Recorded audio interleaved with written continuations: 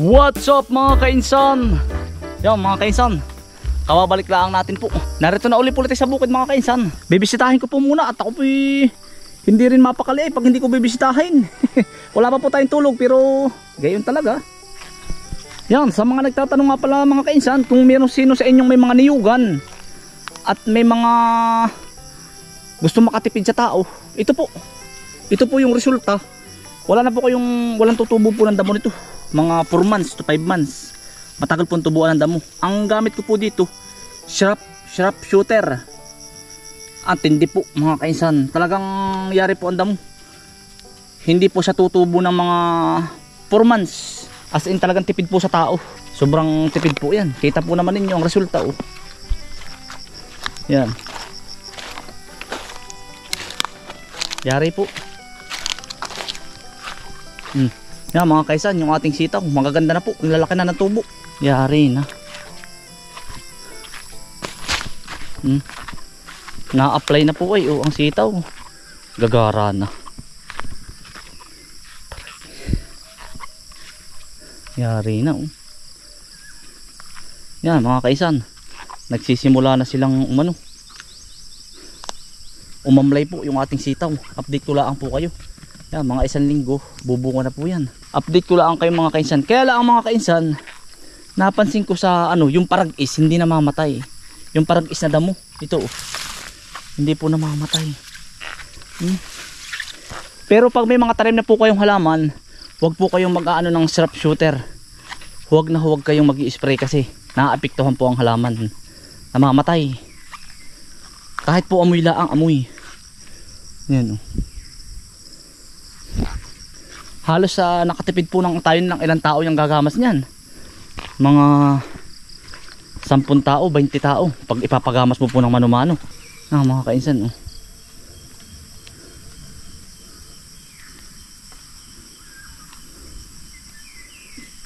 gaganda na po ng ating sitaw. Panalo na po. Yan, ito po ay in-spray natin ito bago umalis. Yan, patay na rin po sobrang tipid na po niyan sa natin. Yan, tipid po sa tao. Yan, ito po yung ating lumang sitaw. Yan, papalitan ko na. Ang ipapalit po natin dito mga kainsan, pipino. Tabang pipino naman po yan. Yari na. Mga kainsan, dito na po tayo sa kamatisan. Ang pagkakalago-lago po ng damo. Pero pagkakagara po ng ating mga kamatis. Mga kainsan, ito po ay kamatis na walang balag. Pagkamahal po ng kamatis ngayon. Isang kahon po ay baka tayo susurtihin mga kainsan. Ito po ay ito po ay nakita ko lang po sa Japanese. Sa Japan po, may nakita po akong vlogger na sa gulay po. Ang ginawa niya mga kainsan, malimit ang tanim nito, ekis-ekis pa ganun simula dun. Kasi mga kaisan, magbabagyuhan, kaya hindi ko po binalagan. Pero yan ang gara po makikita niyo ating kamatis mga kainsan. Magara. Malapit na po siyang mamulaklak. Pagayon mga kainsan, pa-ekis ito ang mangyayari. Pakita ko sa inyo. Namumulaklak na po yung iba gara. Magagas-cutter po tayo bukas. Hapit po ulit tayo sa trabaho. Ilang araw po tayo nawala Yan. Pero pagkagagara po ng ating kamatis, hahawanan po natin bukas yan. Yanong lamog mga kainsan. Kainsan, pagkakasukal-sukal niyan, hindi po. Ito po ay pag may mga ilang araw ay baka po tayo tatama sa presyo. Ang isang kahon po ngayon ay 2,000. Isang kahon po ng kamatis. Yung maliit na kahon.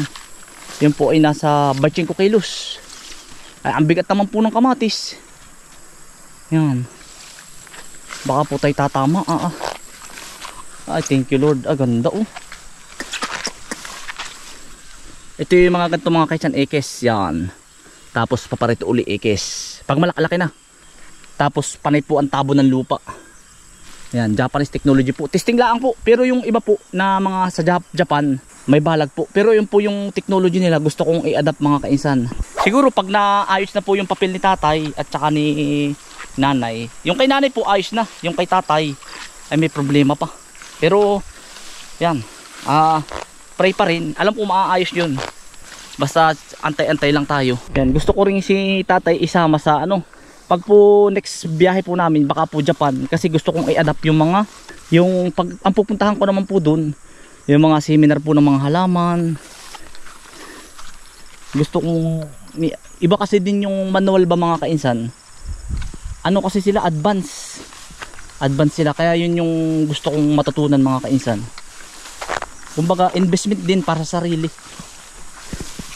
Ayan o, kasi dito sinaunang style pa mga kainsan. Pagkakaganda naman po. Aba, si Ryan, yung ating kamatis oh. Ayan, yung binilhan ko po ng binhi. Agara. Ay talaga naman. Ay, pag po ito'y nahawanan, yanong gara po nito. Mga kainsan, ito'y hahawanin laang. Tapos tatabunan po ng lupa. Gara nito.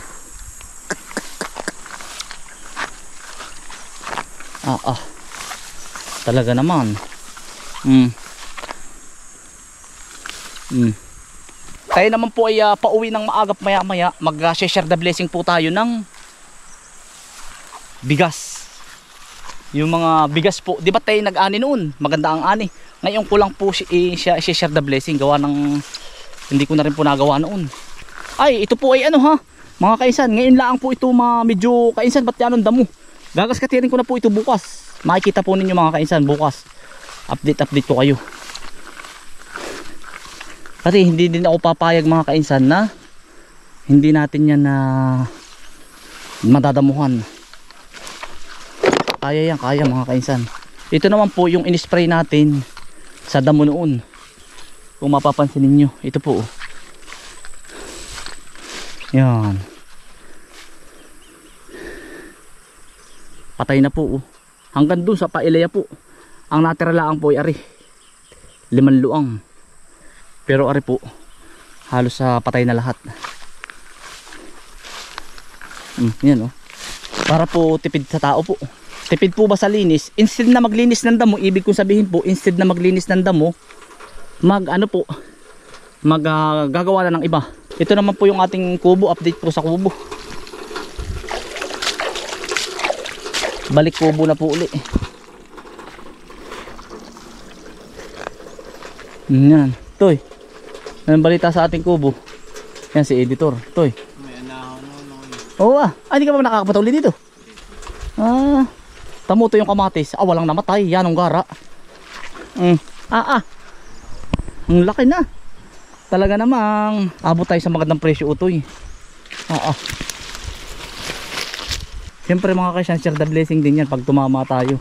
Palit bigas po. Bigas po ang pamamahagi natin yan. No? Gara. Utoy. Katuwa. Ako biri tuwan-tuwa ay. Oo man. Ay, pag ganari ang halaman mga kainsan ay talagang sus Mariusip.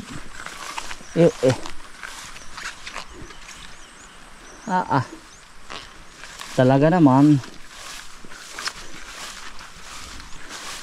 Kaya namang maaano yan utoy. Oo ma'am. Sinasabi ko. Kaya naman ang Milky.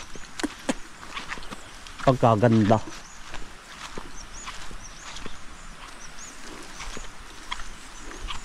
Pagkagara po. Madamulaang. Yan, bisita naman po tayo sa proceed na po tayo sa pagtatanim ng talong. Tapos ay pagka-grass cutter po. Tapos ay bibisita po tayo sa Ilaya. Doon sa palayan po naman natin. Pero doon sa palayan po, dire-diretso po ang patrabaho natin noon. Yan oh.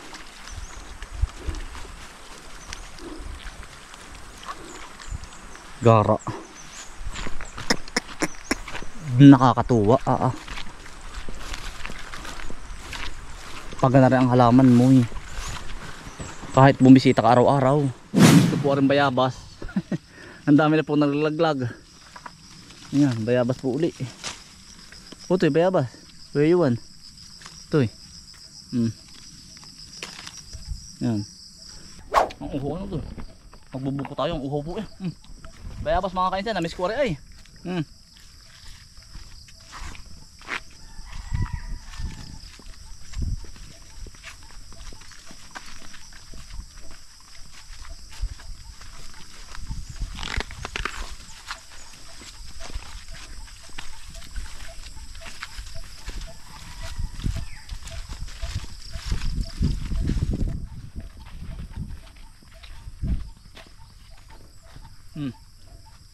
Pulang-pula po ay. Mga kaisan, nandun pa rin si tatay, si Kambal oh. Nandun po yung pasalubong nila eh, iniwan ko. Yun oh. Toy! Dalungkot si tatay mga kaisan nung hindi namin nakasama papuntang Taiwan. Hong Kong at saka Macau. Sana ngayong taong ito maayos na. Talagang aasikasuhin ko, talagang mabilisan. Bukas sa Palusin na ulit tayo, Lunes. Aabirin ko ulit po yung papel.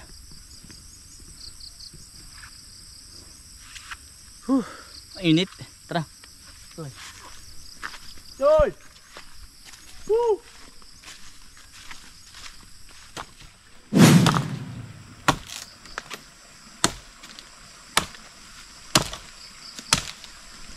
Mga kaisan, kukuha tayo ng buko. Ugalit istorya mga kaisan at kumbaga nasa ibang bansa lang ang pera.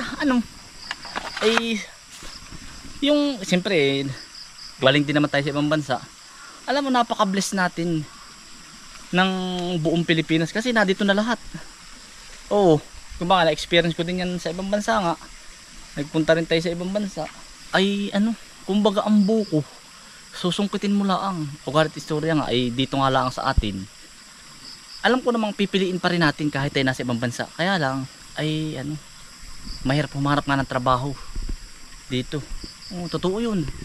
Mahirap. Meron trabaho pero maliit ang sahod. Kumbaga kapos. Kaya naman yung iba nag-iibang bansa for the future mga kainsan. For the kinabukasan ng buong pamilya. Oo, kaya yung iba doon. Doon talaga ang hanap buhay ipapaanhin. Dito naman sa atin kailangan yung iba malaki ang sahod pero yung iba maliit. Kaya yung iba nagtitiis. Pero kung tutuusin mo, ang bansang Pilipinas napaka-bless. Alam mo mga kaisan, susungkitin mo na lang ang mga buko-buko Tapos ang daming mga natubong gulay. Abay, sa disyerte wala kang mapipitas na pakudo at saka lain-lain. Oo, dito yung nagkalat ang niyog Siya nga. Oo, totoo yun mga kainsan. Kaya lang yung sistema. Kaya yung iba hindi natin na doon talaga manirahan. Kahit ako, wala akong mga gulay-gulay, walang vlog, siguro ako nasa abroad pa rin. Gawa ng walang iba Yun nga lang, di sa gulay ayos naman. Sa ibang bansa naman po, hayahay ang buhay. Oo. Doon mabibili mo lahat ng gusto mong gadgets. Kumbaga mabilis ba? Madali mong makuha. Kumbaga gusto mo ng magagarang mga cellphone, camera, makukuha mo agad siya. Kasi maganda nga ang trabaho mo, tsaka malaki ang sahod. Kaya dito naman matagal. Pero ang hirap kasi magsalita Kung maganda yung sistema lang natin, talagang super blessed ng buong Pilipinas. Kumbaga walang mayaman, walang mahirap. Kumbaga sakto lang lahat ba, may trabaho lahat. Maganda. Kung wala akong vlog mga kainsan, kung hindi dahil din sa inyo, ako yung nadun din sa ibang bansa ngayon mga kainsan. Yung mga nasa Pilipinas po at may mga anaasaran na sa abroad, wag niyo namang ipangsugal yung yung mga kinikita na yung asawa. Ako marami ding ganyang kaibigan. Pinasusugal yung halabat yung asawa niya nasa abroad. Yung asawa sa Pilipinas sugal na sugal. Babae dito, babae doon. Naku po. Huwag gayon. Ipunin ninyo. Habang nag-iipon yung asawa ninyo sa ibang bansa, nag-iipon din yung lalaki dito o babae dito. Kung bakit tulungan ba kayo? Sugal na sugal, babae dito, babae doon. Naku po, masisira ang yung flow. Masisira yung Kung bakit pangarap mo ngayong 3 taong ito, makabili ka ng lute, di pag nang babae ka, masisira. Masisira yung pangarap niyo sa buhay. Naku po. Kung bakit tulungan ba? Hindi yung bangayang-bangayan. Diyos ko po. Kami namin hindi naman kami perfecto mag-asawa. Nag-aaway din kami. Kaya lang mas maganda ba yung maganda ang samahan yung mag-asawa? Kung nasa abroad man, huwag ka naman babae Magtrabaho ka na magtrabaho at pukusan mo. Yanong igi din daw naman sabi nga yanong igi din daw naman kainsan wag naman. Kainsan maigi daw pag iba-iba walang Diyos. Titikim daw ng iba. Naku po. Masisira ang pamilya. Iipit mo na lang sa pinto yan. Huwag gayon. Masisira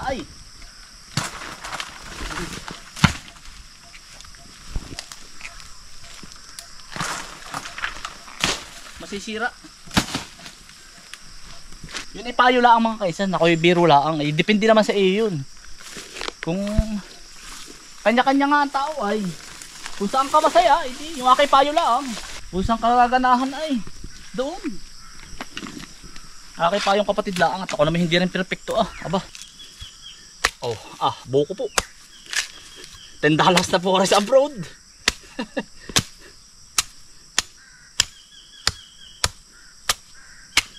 Oh, bugnoy pa. Bugnoy pa, walang Diyo. Panalo oh. Mga kaisan, buko po, buko. Kamis ko eh.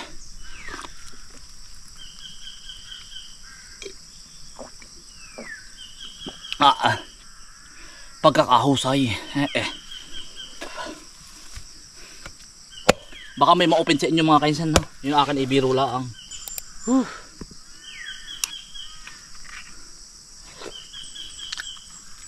Sarap. Yan mga kaisan, hello po sa mga taga Hong Kong. Pakalalaki, malaki po pala ang sahod dyan mga kaisan. Mga kasambahay, apply po kayo sa Hong Kong. Talagang ini-interview ko yung ibang mga kabayan. Hindi ko lang pinakita. Malaki po ang sahod para sa Hong Kong. Yun na may dati ko na naririnig niya, malaki talaga. Wala ko nababalitan ng bubugbog dyan. Baka mayroon madalang. Mga kaisan, bukas po tatanim na tayo dito. Pareho to yun. Pare, yan. Titingnan lang po yung dapog. Sisimula na po tayo magpatanim ng palay.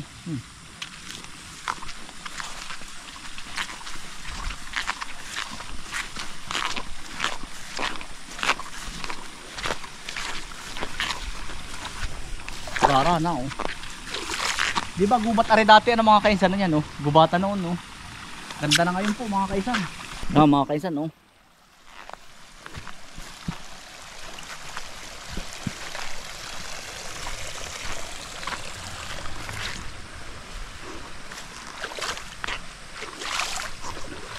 Gara ng palay.